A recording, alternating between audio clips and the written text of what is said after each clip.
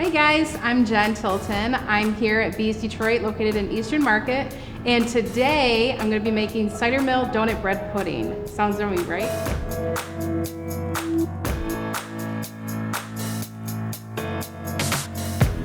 So here we go. We're going to start with a pot, and we're going to cook it on our stove. This is like a little burner. If you have it, cool. If not, use your stove at home. And what we're going to want, we're going to turn it on. And we're gonna want this on medium to high heat. So what we're gonna do is we're gonna take 1.5 quarts of heavy cream. We use heavy cream because it's thicker, a lot more milk fast. You can pick this up at your local grocery store. You can go to your local farmer and get like bonus points because it's gonna taste really good. Whatever it's gonna be most convenient and easy for you. Next, we're gonna add sugar. So sugar, we're gonna wanna do 1.25 cups. I use granulated sugar. However, if you wanna use brown sugar and that's the only thing you have at home, it'll make it a little bit more more flavorful. It's not gonna hurt it. So don't worry if you don't have any at home. So 1.25 cups. Throw it in your pot with the heavy cream. And then we're gonna do 2 tablespoons of vanilla bean extract. Now I use the vanilla bean because the paste form, because it's a little bit more cost effective than if you were to do a whole vanilla bean. And you're gonna say, Jen, is it the same? Will it be the same? Yes, it would be cheaper and you'll still get the same effect. So 2 tablespoons in with the cream. So as we're heating this, we're gonna go ahead and get a whisk and stir this up. It's really cool to see little flecks of vanilla bean paste. So cool. We're gonna bring this to a lightly steamed boil. It's not gonna be a hard rolling boil. You just want a little bubbly around the edges. For the yolks, we're gonna need 1.5 dozen yolks. So I cracked eggs. You separate the whites and keep the yolks. You're gonna need about 18 of those. So just go ahead and you're gonna pour your yolks in and use your spatula to scrape out any extras. And careful, it's gonna splash, so it's all right. All right, so we got the yolks in. Stirred up. Now we're only cooking this for a little bit because of the heat. The yolks will curdle like scrambled eggs, and we don't want scrambled eggs in creme brulee. God forbid if that happens to you, it's okay. Just take a strainer mesh and pour it through there and it'll catch all the scrambled eggs. It's still gonna work, it's still gonna be great, so don't worry, okay?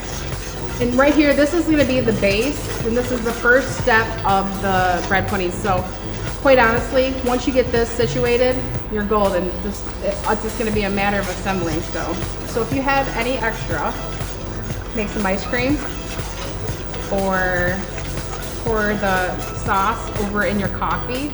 That's a delicious way of enjoying your coffee. All right, it's already thickening. We don't want it super thick. We just want it to cook the yolks a little bit more. And you'll see it gets really kind of foamy on top. When it's really foamy, that's when you know it's gonna be kind of done. Oh, it smells so good, guys. I'm so excited. All right, I'm gonna turn this off, and then I'm gonna put this off to the side to kind of let it cool down a little bit. You're gonna want it to be kind of at room temperature before we incorporate it. If it's in there mixed up hot, it's okay. So I'm gonna shift this over and we're gonna make the donut bread pudding part. All right, so now we're gonna chop some apples. So you're kind of wondering, what kind of apples do you like? I like Honeycrisp. You can also do Gala, but if you want to use Granny Smith, some people like that tartness because this dessert is going to be sweeter. So if you want to use the Granny Smith, go right ahead. Today, I'm using Gala's. I like the skin on. If you don't like the skin on, go ahead and peel it. But to me, it adds that little hearty texture to it. So what I like to do is I like to cut the apple into quarters. So cut it down, cut all the sides off. And basically, I'm squaring out the apple 4. So it's going to be like this. So chunks of apples, you can do little ones, you can do big ones. For this, I like a nice medium small dice, and it doesn't have to be super professional. Do what you feel comfortable with is basically how it's gonna work. So Just do nice little bits. And I can show you when I'm done. Like little pieces, nothing too crazy. We're gonna go ahead and we're gonna chop up 2 apples. So this recipe doesn't use a lot of apples, but you'll notice when you bite into it, you get this little fun little apple crisp bite. Cool. All right, apples are chopped. Now I'm gonna grab a bowl. I have a nice big bowl. Reason being is it gives you more room to be able to toss everything together. So, donuts. As you see, I have a nice variation, powdered sugar, cinnamon powdered sugar, and plain. Guess what? We're using them all because it's gonna add that much more flavor, all right? We don't need to chop this. We don't need to get so crazy and detailed about this. We're having fun, right? So, what I like to do is literally, and bring your kids, have your kids involved in this project. This is super fun for them too. So all we're doing is we're literally crumbling the donut. That's it. The fun thing about this is that with the custard is gonna like totally absorb in this goodness. So it's gonna be like, it's not gonna matter if it's super chunky because you're just gonna really enjoy it. And this is it. I'm gonna show you before I do that. Look at nice crumbs, chunks. This is what makes this so delicious. It smells amazing, guys. I really wish you could be here to smell this. All right, so now that we crumbled the donuts, we got our apples chopped. Now we're gonna be able to add everything in the bowl and mix it all together. So we're gonna take our apples, throw it in. So then after we do that, I'm gonna add some cinnamon, add a nice little depth of warm flavor. A little cinnamon in the fall, right? We're gonna go ahead and we're gonna add a tablespoon of the cinnamon. Now, if you're not a big cinnamon person, leave the cinnamon out, or reduce it down to a teaspoon. I use a tablespoon. It's wonderful. All right, so now I'm gonna add the dried fruit. So use dried cherries because we're in Michigan, right? Or we can do cranberries because cranberries are a nice fall. It's winter and it's that tart delicious. So it goes really well with that sweet. So I personally am gonna do dried cranberries for today, but also you can mix it up whatever you feel like. So we're gonna add 2 cups. And now we get to mix it up. We're gonna toss it all together. There's no right or wrong way to do this. So we're just mixing this. So now we got it kind of tossed. It's all mixed together. Now we get to add the custard part. So I like to add kind of like 2 cups of custard. So here we go. Add the custard. I'm gonna add 1 and 2. Use a spatula to be able to stir it up. And we're gonna go ahead and we're gonna add another cup of the custard.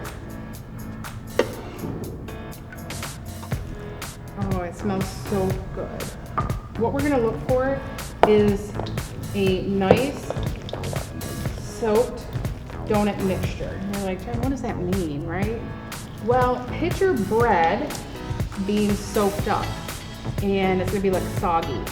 Kind of what you're looking for, but you also want to make sure your chunks of your donuts are not like super wet. So this is actually the texture that we want. It's still kind of, when you move it, it's still sticking together. It's not drenched in it. This is perfect. This is a great texture and it's awesome. I like to bake these in a muffin cup, individual portions. If you don't want to do it that way, you can put it in a nice, dump it in a 9x13 pan and let it bake that way too. So line them with paper. Should have mentioned that little tidbit.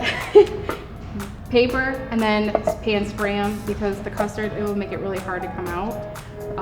So what we're gonna do is we're gonna go ahead and portion. Ice cream scoop. If you don't have an ice cream scoop, use a spoon. Just all you wanna do is fill it up. And it doesn't actually, you know, like how cake will rise when you bake? Well, this won't so much rise, so you fill it up pretty good, it's gonna stay like that. So what we're gonna do is we're gonna portion it out. Super easy. Like I said, get the kids involved. And this recipe will make a little over like 3 dozen pieces.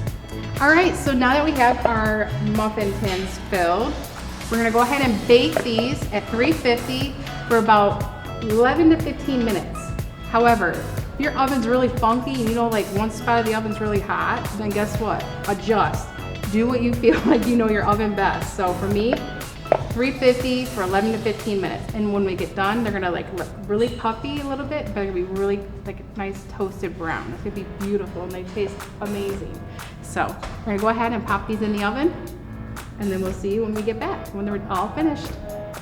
All right, so they're done. They're delicious, they're nice and golden brown. And now what I'm gonna do, I'm gonna go ahead and, these are really kind of warm still, so this is gonna be super, super delicious. All right, so go ahead and we're gonna put it on the plate here. Now, we're gonna add a scoop of vanilla ice cream. It's gonna be super, super delicious. Here we go. I'm gonna go ahead and add it on it.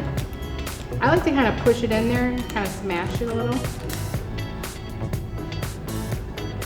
And then, this is it, final product. Super, super fun and delicious. But with the scoop of ice cream, your hardest question is, are you gonna need a spoon or you eat it with a fork? That's gonna be your hardest question. But for me, I'm gonna go ahead and dig in and enjoy. Cheers, guys.